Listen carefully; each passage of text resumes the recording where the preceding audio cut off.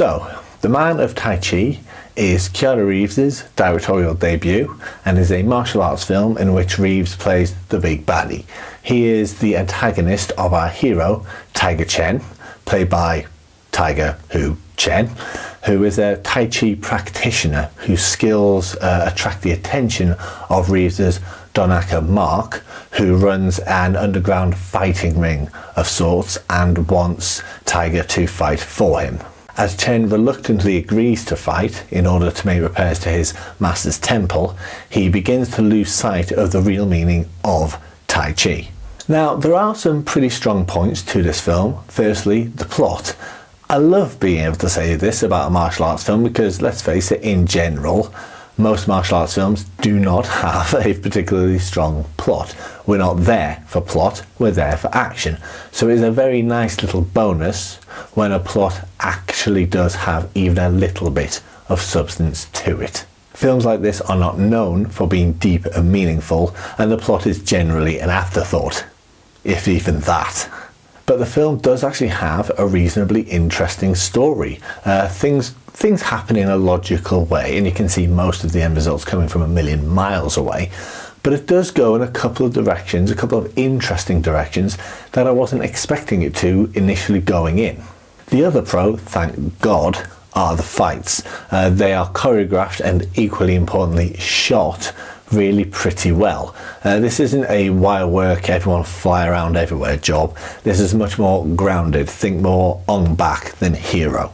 And I have no problem with that. I like fights to be hard hitting, and generally that's provided here.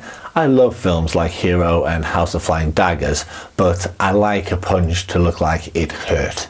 Man of Tai Chi delivers that in general pretty well. There's one fight in particular, a 2-on-1 situation, which was really well lit as well as being well shot and well choreographed, and that fight was probably the highlight of the whole film for me.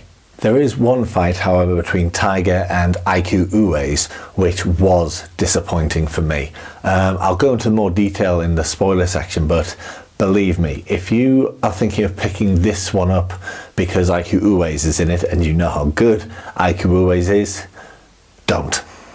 Talking about the fighting does lead us on to Tiger Chen though. He doesn't have many acting credits to his name, and those he does have are very Far East Asia centric, but he can go. He more than holds his own in the fights. He is missing the little things that I think are needed in a leading man, especially in a martial arts film. I never really got a sense of badassery from him, and considering where the plot goes in the film, that would have been nice. He's a good fighter, but I never really got that moment, that sense of, oh yeah, now shit is gonna go down. The other problem with him is the fact that he's just really forgettable as an acting presence. I'm not expecting an Oscar-winning performance or anything, but he's just this blank space on screen. There's no charisma, no energy, there's nothing memorable about his performance or him at all on screen. That's not to say Keanu is much better. He's memorable because he's Keanu Reeves and we all know who he is, but even though he's directing the film, his acting is still pretty damn poor all the way through. The other person I have to talk about is Karen Mok as the world's worst inspector, Suen Sing Ji. Why is she the world's worst? After letting her partner be killed because she didn't act quickly enough, don't worry, that literally happens in the first 5 minutes of the film, she spends genuinely 80% of this film either sitting in a car looking intense and cross, or watching the same interview 50 bloody times until she finally realizes the actually important piece of information in the interview that everyone else realized 10 minutes into the damn film. How the hell did she make Inspector? Is there a shortage of staff in that station, or was it just her birthday and no one had the heart to tell her no? I had a decent time with The Man of Tai Chi because it's a martial arts film. The fights are frequent, pretty hard hitting, and generally have a pretty consistently high quality, and that's enough to make a happy Dave.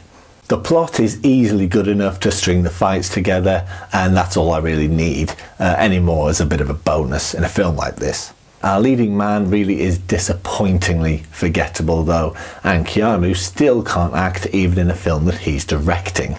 And the one fight I was really looking forward to badly let me down. Man of Tai Chi is a fun enough film, but it's never going to set the world on fire.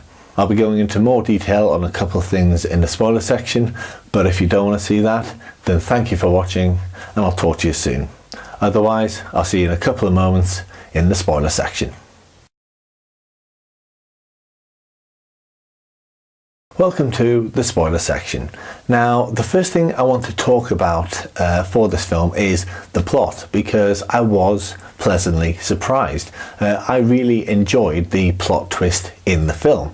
I had thought all the way through that Donica simply wanted Tiger basically because he was a great fighter and he would get great numbers for his underground fighting ring, essentially. I liked the fact that things went to a bit of a higher level, as it were, and that it wasn't about the fighting, it was about changing Tiger, making him into a killer, making him lose his morals and lose his innocence.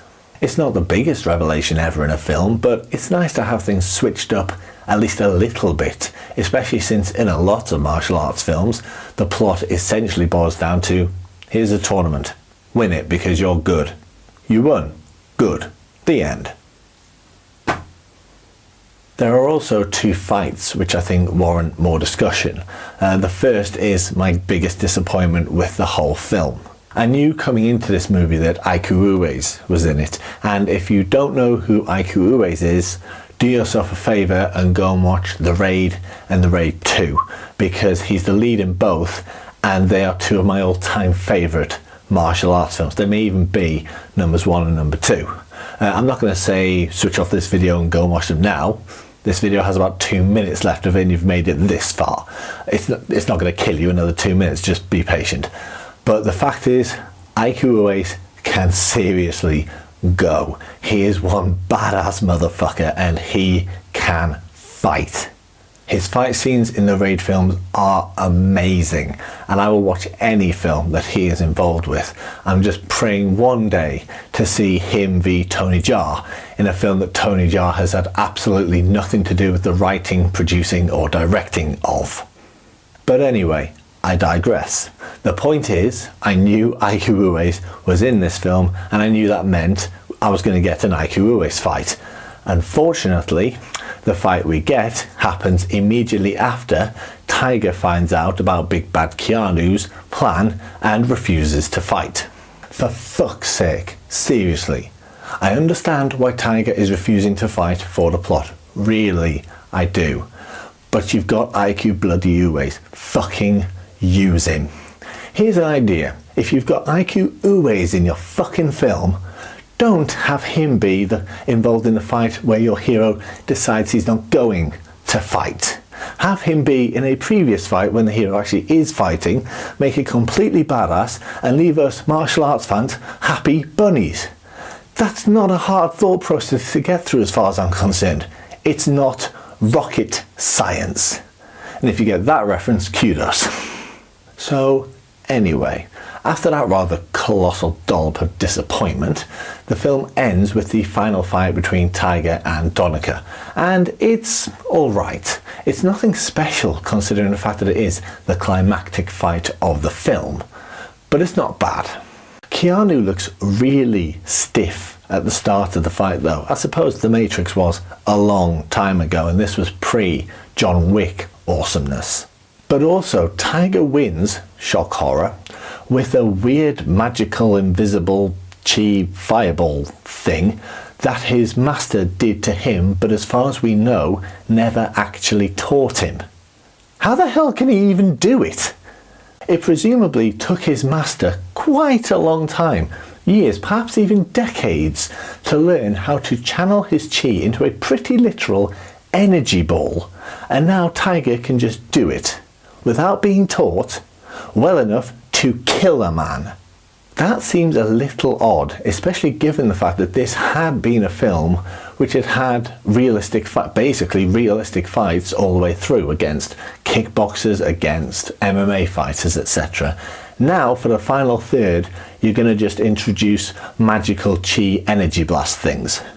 If you're going to go down that route, why not just have bloody Goku fight against Raiden and be done with it? Man of Tai Chi is decent, but it could have been a lot more. And it just proves that even in a martial arts film, you do need more than just fighting. You need that on-screen presence from your leading man or woman.